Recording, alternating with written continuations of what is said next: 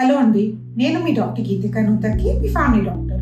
ఇవాళ diabetes and mental health topic గురించి మాట్లాడుకుందాం. ఈ డయాబెటీస్లో మనకి మెంటల్ వెల్బీయింగ్ ఉండటం అన్నది కూడా చాలా ఇంపార్టెంట్. మన mental health is also important. మనకి డయాబెటీస్ ఉన్నా మన మెంటల్ హెల్త్ ఎలా ఎఫెక్ట్ అవుతుంది అనే టాపిక్ గురించి ఇవాళ డిస్కస్ చేద్దాం. సో డయాబెటీస్ డిస్ట్రెస్ అనమాట. సో ఈ డయాబెటిక్ కింద డయాగ్నోస్ అయినప్పుడు వాళ్ళకి ఏంటంటే చాలా యాంగ్జైటీ ఉంటుంది. అంటే షుగర్ లెవెల్స్ ఎట్లా మానిటర్ చేసుకోవాలి, అసలు ఎప్పుడెప్పుడు మానిటర్ చేసుకోవాలి, ఈ షుగర్ వల్ల వచ్చే కాంప్లికేషన్స్ ఏంటి, అసలు ఏంటి ఇది అనేది వాళ్ళకు ఒక డిస్ట్రెస్లో ఉంటారు. ఈ డయాబెటిక్స్లో చాలా మందిలో డిప్రెషన్ అన్నది కామన్గా చూస్తూ ఉంటాం.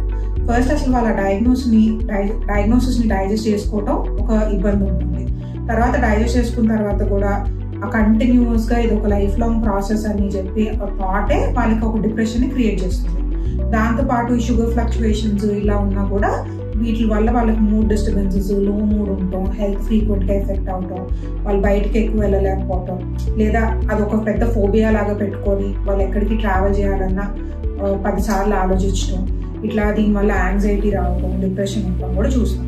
ఈ డిప్రెషన్ వల్ల కూడా వాళ్ళు వన్ మోర్ థింగ్ డినైల్లో ఉంటారు, మెడికేషన్ సరిగ్గా వేసుకోరు, రెగ్యులర్ చెకప్స్కి రారు. ఇది కూడా ఇంకొక కాంప్లికేషన్ అనమాట.